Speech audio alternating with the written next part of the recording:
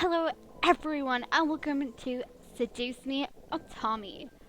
So, this is a game which I have played before on the channel, but this time I'm going to be doing a full 100% walkthrough for this, where we're going to go and complete the whole entire story for each of the individual characters, plus the extra endings.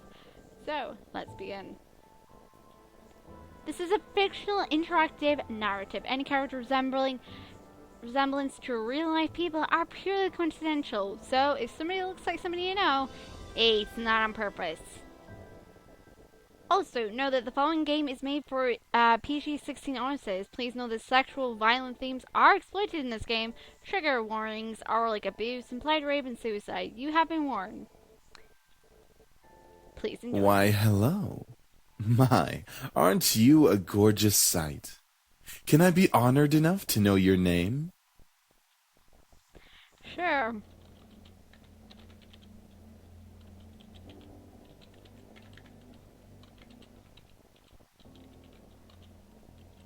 I know how we can't do the following. Okay, so we're going to use Twinkle. A lovely name for a lovely person like you. Wonderful. Eric, do your job. No, Eric's doing a fine job already. Very well. This game was produced by Seraphim Entertainment under the direction of Michaela Laws and is powered by Ren'Py Visual Novel Engine.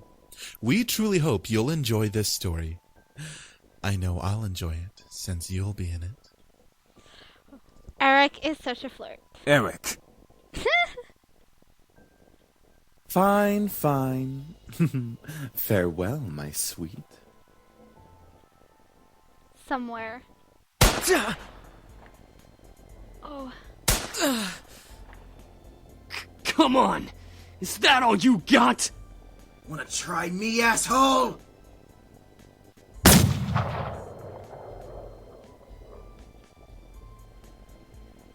Crap!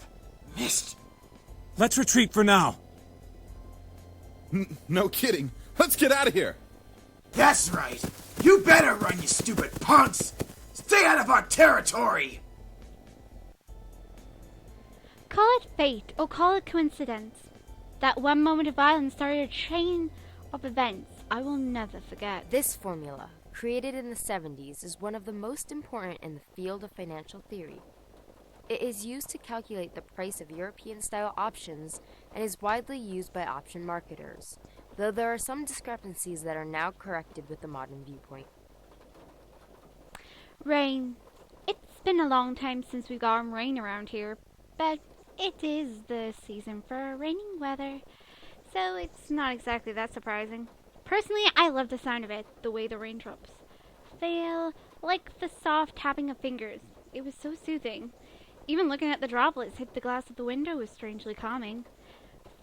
For this reason, I felt lucky for having a seat next to the window, though I did spend more time staring outside than I did paying attention in class. The lectures in class were pretty boring. Miss Phillips' voice wasn't terrific, but I just wasn't interested in what she was saying. And since it was the period right before lunch, all I could think about was doing other things in my free time. Honestly, I didn't really care much for economics. Sure, I had a good grades in this class, but it was only because I read the textbooks and did my assignments as I had to. I was only taking this class because it was mandatory. If it were up to me, I would probably have taken another course. Luckily, it was my senior year, so after this semester, it would mean the end of high school. Courses forever. Thank God for that. I didn't hate high school. It's just kind of mundane how the days drift on, as if there were no end to it. The only thing I really enjoyed about going to school was meeting my friends and hanging out with them, but that was kind of it. In short, I was done with high school. The start of the second semester brought a note of finality to it, and I had already applied to many universities the semester prior, and I was expecting replies sometime in the next few months. It seemed like the start of something new, something that would change. That is, if things would change. I stared at the faint outline of raindrops in the distance, for now I was stuck in this class. Miss Anderson. Uh-oh. Miss Phillips' voice raised voice interrupted my train of thoughts. Just when I was thinking about class, I quickly turned my head to face the teacher. Hopefully she didn't pick me just because she noticed that I was spacing out. Yes, ma'am. Would you care to name the equation I set up on the blackboard? Oh, I think I read about that in the textbook last night. It should be the Black Scholar's Model Formula. Very good as always, Miss Anderson. Anderson, it followed me wherever I went. Most people didn't really know me by my first name, but rather by my surname. No doubt, since the surname was the trademark of the international famous and philanthropic Anderson Family Toys, and because the founder was my own grandfather. Suzu, one of my best friends, turned around and proudly gave me a punch to the shoulder. Kick ass, girl. From beside me, I heard Naomi, another one of my best friends, clearing her throat in obvious disapproval of Suzu's choice of words. She means good job. You remind me of a Fluttershy. Miss Cappini. Oi! Care to tell me who the creators of this formula were? Some guys named Black and Shoals. Fisher Black and Myron Shoals. Very good, Miss Patterson. Show off. Better study next time, Suzu. Be like us and study once in a while. Suzu rolled her eyes and slouched into her chair as Naomi gave her a small smirk. She was pouting when Naomi showed her up. That's the end of today's lecture. Now, let's separate into groups and work on your projects. Remember, everything is due on Monday. Go ahead now. Before I knew it, Suzu and Naomi had scooted their desks to align with mine, and we turned into the Three Musketeers. Whenever the teacher let the students decide in groups, we were always grouped together in our little trio. It was a sure stroke of luck that we all managed to be in the same class, so we had to at least take the opportunities and stick together as much as we could. Besides, we were most comfortable around each other than, say, compared to being around any other classmate. It just made sense for us to put our heads together for any kind of project. I took up the poster we were working on and rolled it open onto the 3 desks. We were pretty much finished with fulfilling most of the guidelines for the project, though we did still have to add a few finishing touches here and there. After working on making the poster a bit prettier, we sat back and inspected our work to see what we still had to do. Naomi, as usual, was the first to look for any issues. She lightly tapped a pencil against her chin, staring intently at the project. Alright, so let's see. We finished the budgeting section, the building leasing, and the cost for labor. What else do we need? Suzu straightened up to look at the poster and stroked her chin. After a few seconds, her face brightened and she spoke up. How about a company name? Huh? Did we really skip over that? Of course we did. You always go straight into the logical statistics and stuff that you completely skip over the fact. We need a name for our projects. At least we caught it this time. What do we name it? Not sure. What do you think? It always came down to me. Whenever there was something to be named or titled, I was the master and ending decisions, even when I didn't want to be. I like Trinity Corporations. That is way too predictable. How about the Dragon Company? What do dragons have to do with our project? What? It's a totally unpredictable name. It's hot. But our company sells bubble gum. Who said we can't produce spicy bubble gum? What do you think? Yeah. What do you think? Both of them looked at me expectantly, even though I wasn't quite sure myself. I didn't really want to choose sides, but if it were up to me, I would say we're selling bubble gum. I'd like to say Dragon Company, but we're gonna have to go with something less spicy. Sorry, Suzu. Bah, fine. Be lame. Sorry, Suzu. Alright, now that we've decided on a name, now what? As we ended our name a game, a giggle scrambled my thoughts. Who was that? Ignore it. It's just Lisette. I looked over my shoulder to see her laughing with a circle of friends, mostly comprised of popular people who were partly friends with everyone in school. As well as everyone in school knew them. In the center of it all was Lisette White.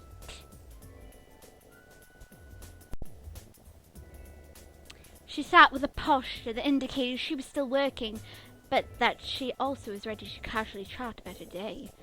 She had an enduring balance of charisma and awkward, which was readily apparent when she first talked to someone. It was easy to make her smile and laugh, and she was quite the comedian as well. Basically, she was perfect. Not that she was like a robot or something, but she was the student that everyone else wanted to be. Lisette was bright, easygoing, and above all, had a future laid out right in front of her. Unlike the average student, she knew what she wanted to do after high school, and as a result, she was confident and ambitious. Though sometimes it would rub a lot of people the wrong way. Moreover, I had known her ever since I was young, but it had ultimately resulted in a rivalry that continued today. Of course, my friends knew that was between us, and upon seeing my glance at her, they shifted their attention to her. She doesn't even look like she's working, in my opinion. She probably is, but she's too much of a stuck-up priss to allow herself to look like she's actually doing work. Oh, come on, Suzu.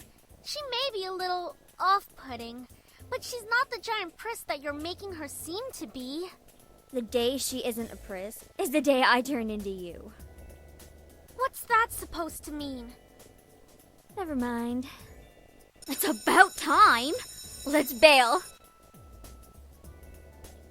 Unsurprisingly, Suzu was the first out of the class, slinging her backpack over her shoulder with ease as she quickly strolled out of the door, or more like slang across the screen. She does it quite a lot. Her seat isn't even closest to the exit, and she always manages to be the first one out of the door.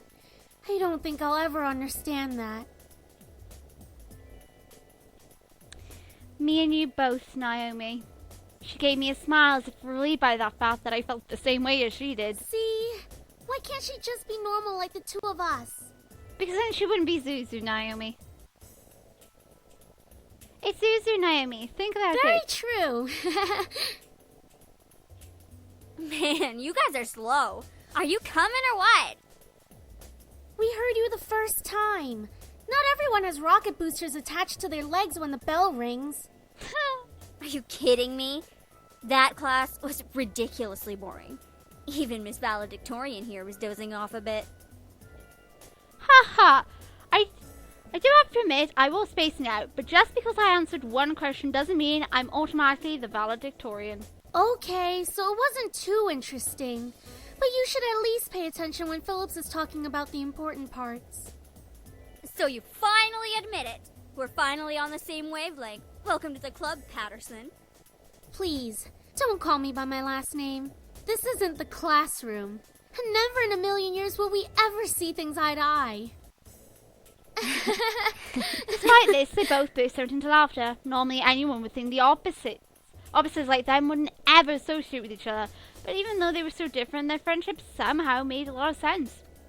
Maybe they were just perfect complements, or personalities that just didn't dictate the possibilities of their friendship. After all, we three had been best friends since preschool. Alright, so where are we heading to first?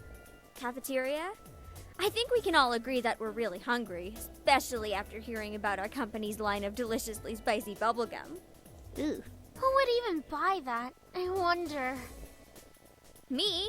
I would pay good money to get a taste of it. Haha, you do like spicy foods after all.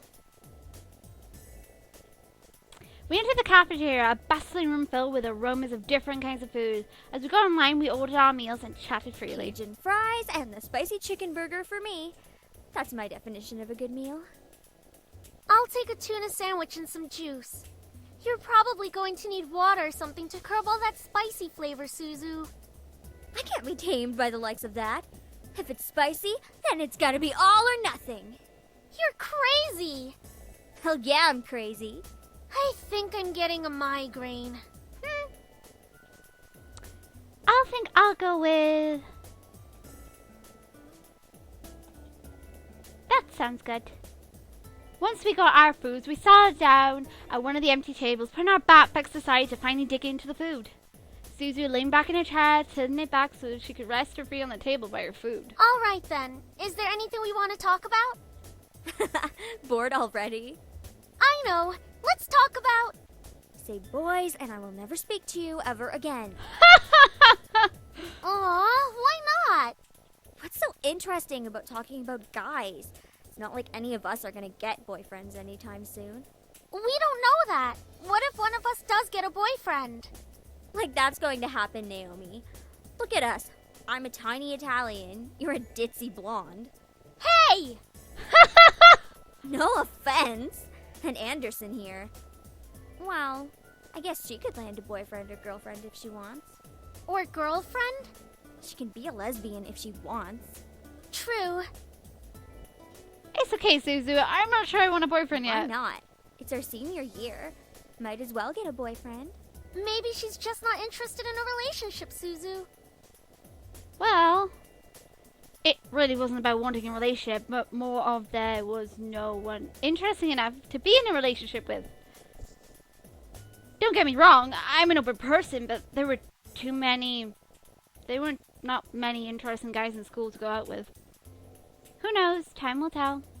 Naomi looked at me, wanting to continue the conversation. However, before she could speak, the speakers in the caf started up. An announcement echoed through the cafeteria. Miss Anderson, please come to the main office immediately. Please bring your things with you. I didn't do anything! Oh my. Looks like our plans have been cut short. The men in white coats have finally come to get you. Suzu, don't joke around. What if it's serious? Fine. If something happens, just call us. Funny enough, something did happen. And it certainly was no laughing matter. Cold. It was really cold.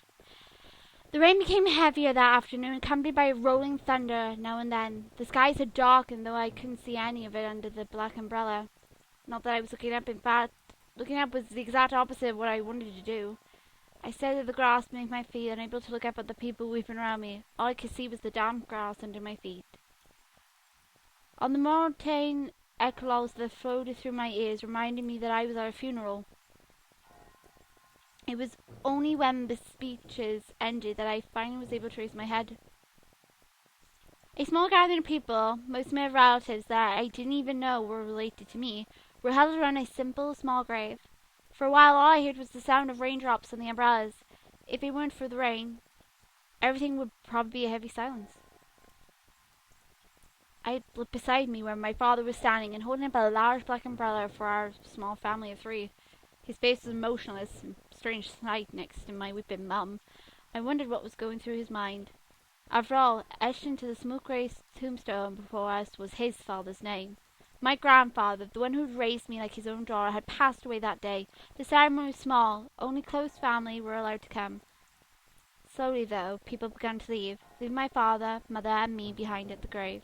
A man dressed in a clean, black suit under the black uniform black umbrella of the funeral attendees walked towards us, introducing himself as grandfather's lawyer. He pulled out a few documents from his suitcase and began to read about its contents. And now, I shall read Harold Anderson's last will and testament.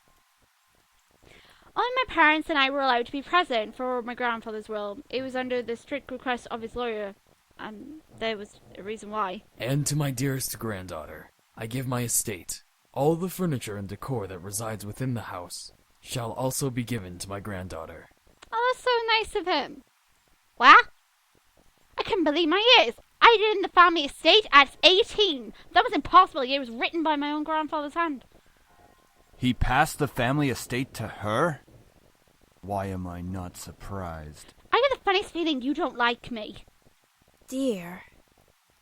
I get the funniest feeling you do. Well, did he say anything about what will become of the CEO and chairman position of the Anderson Toys Company? No. It is presumed that the vice chairman will succeed the position. Even to the bitter end, he wouldn't give in. What a stubborn old man. You don't like your father. Shaking his head, my father turned to face my mother with a serious expression on his face. About the estate. Should we send her there to get used to the building? It'll be a good place for her to live after high school. You're just trying to get rid of me. Are you sure we should? Why not? This would be a good experience for her. See? I'm telling you, he's just trying to get rid of her. Honey, what do you think? I really wasn't sure what to say. Why did my grandfather think that I was the appropriate heir to the mansion? Was I even ready to live on my own? Well, that seems to be it. We'll be taking our... I'm sure the little heiress needs some time to adjust. Wow! There was so much bitterness in the way he said that. I don't think he likes me right now. Oh dear. David! I know! Mum, tell him off. He's being mean to me. Even though she raised her voice, my dad wordlessly began walking back to the car, disinterested. Don't mind him, honey. I think that your grandfather's passing really affected him. Why don't we get back home for now? Sure thing, Mum, even though I'm pretty sure he hates me. You can go on ahead to the car, Mum. I think I need some time alone with Grandpa. Oh, of course. Take all the time you need. She gave me a quick hug and hurried after my dad. I looked around the funeral grounds, which were completely empty, save for the sullen-looking grave that was laid in front of me. I'm sure that if Grandpa were in charge of arranging all of this, it would have been much different. It was blandly obvious that my dad was in charge of the whole event. Who else would bury their own family the same day they passed away? Everyone knew my grandfather's love for toys, and yet the graves, they were a marble stone slab on the ground, void of any children's toys. My dad didn't even bother putting flowers. His disdain for my grandfather was almost pitiful. Sorry, Grandpa. I tried to force out some words, but the only thing that came out was a choked sob.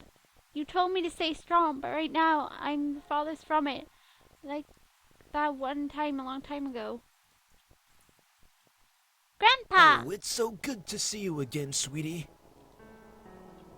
I was swept into a giant bear hug, and we both laughed as he swung me around like an airplane. It was one of my favorite things about seeing my grandfather, the way he greeted me, and like my father, my grandfather was loving and playful, even as I grew older. Sorry that Daddy couldn't be here today. He said he wasn't feeling too good again.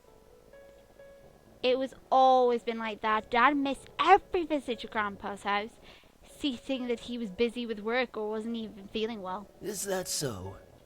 Well, that's okay. Daddy can come around next time. And you're here, right? Yeah. So what are we gonna do today, Grandpa? Mama said that there's a new dessert cafe open in town. Maybe we could go. Oh, I would love to. But I've been so busy with the company these days. We're actually working on a little something. Would you like to see? Yes. Oh, is that a toy? It is. I was designing a new line of them. But I feel like something's missing. You don't think you could help me out, could you? Of course. He placed the toy in my hand with a smile, and I inspected it carefully. It was beautifully crafted, and obviously a lot of work was put into it. There was one thing, though. So, what do you think? I think the harness starts to light up when you hug it. It'll seem like it's alive, and it can be like a little night light before you sleep. He stroked his chin, considering my input, while nodding his head. After a few moments of silent deliberation, he turned to me with a chuckle. That's a great idea! I'll get to changing it right away. You're always like my little lucky charm, dear. You always know what to add to make the perfect toy. Aha! Well, I hope I can be like you one day, Grandpa. You want to make toys as well? Well, making people happy is the best thing in the world. I don't know if I want to make toys when I grow up, though. Don't worry too much about it. You have plenty of time to decide. Besides, you should do what makes you happy as well. That makes sense. Daddy doesn't think of it in the same way, though. Your father. I'm sure he just wants the best for you. Well, you should have heard the way he talked to me, Grandpa. If you were still alive at the time then, you would have told him off. I'm not so sure about that. Sweetie, look at me. He bent down to look at me at eye level with a serious look on his face. As much as your father may say something that doesn't make sense now, you must remember that he's always thinking about you. He loves you. There's no doubt about that. And you need to love him just as equally. I don't hate Daddy. I really do love him. I don't know why he's like this, though. Your father and I have had some difficulties with each other in the past. But it's nothing that you should be concerned about. I'm pretty sure it is. He's a bit bitter that I got this date and he didn't. I had heard tidbits of this from my mum and various other people. The only people who had stayed quiet were my father and grandfather. Both of them refrained from saying a word on the subject matter. But it was clear whatever had happened set up a wall between them. It's hard though, trying to pretend as if nothing were wrong. However, No matter what, you have to stay strong. You're a big girl already, and, well, there'll come a day when it seems like it's you against the world. But always remember that your family and friends will be here with you. Daddy, Mommy, your friends at school, me. We'll stand together to get through it. How can you be so sure of that? Because we'll be right here and here. He pointed his finger to my head first, and then pointed at my chest. So stay strong. Promise? For a moment, he looked almost sad, pleading, but as quickly as his calm expression disappeared from his face, and he was all smiles once again. Promise! Upon hearing that, Grandpa let out a great burst of laughter and stood up. All right, then. Enough of that. How about I whip up some special homemade dessert? I know I can't accompany you at that new cafe, but we sure can talk and eat while I cook and do some paperwork. Homemade desserts? I'll race you to the kitchen! Hey, slow down there. I'm not what I used to be. You willed me the very home I loved to see you in. Why? Why would you think I would be ready to take it, especially after this? A sort of anger bubbled within me, but I quickly swallowed it. There was no use in getting mad, especially when the person in question was no longer there. I'm sorry, it's hard to stay calm when you left me with so many questions, especially after what happened between you and Dad. What am I doing talking to a grave? My vision blurred and I suddenly realized I was crying. My face heated up as tears rolled down my cheeks. I'll bring you some flowers later. I miss you, Grandpa. I'll try my best to fulfill my promise I gave to you, even if the world might be turning against me. I left the grave, wiping my tears hastily so my parents wouldn't see. Well, it's time to head back home. I'll cook up your favorite lasagna when we get home, okay? Thanks, Mom. However, my dad didn't speak the entire drive home. I wanted to talk to him, but after his moment at the funeral, I wasn't sure if that was a good idea. It's about time we took off those dreary black clothes. Oh, boy. Gathering my courage, I decided then that it was time to talk. I'm going to say it because I don't trust me talking. I bet you something's going to go wrong. Dad, could I ask you something? Go ahead. Why do you want me to move into the estate so soon? I thought I made that rather clear. The college near your grandfather's house is well known for its business program. You are planning to major in business, yes? She's like, no. Right after you graduate from high school, you'll just live there and can easily commute to and from school. It's a perfect fit for you. But it's so sudden. You just decided so quickly right after the funeral. Don't be so sensitive. If you're like that in the real world, you'll be crushed. Holy hell, what happened? Did Grandpa give him a toy or something? Did the toy break? What the hell's wrong with him? I'm just saying that maybe we could talk a bit more about the future. About my future. In reply, my father rubbed his temple and sighed quietly. After you graduate from college, you'll work at Anderson Family Toys. I have connections since I am part of the board of directors, so you will be guaranteed a spot. That is what we talked about before, yes? But what if... Stop mumbling! I wasn't mumbling, I was talking clearly to you. But what if I don't want to work there? Don't be silly. It's the family company. Our company. I'm not just going to hand it over to some incompetent vice chairman. Of course, it's all about the chairman, just because he can't goddamn get the thing. He came closer to me and his face softened. Look, this is all for the best, okay? You may not know it right now, but you will appreciate it later.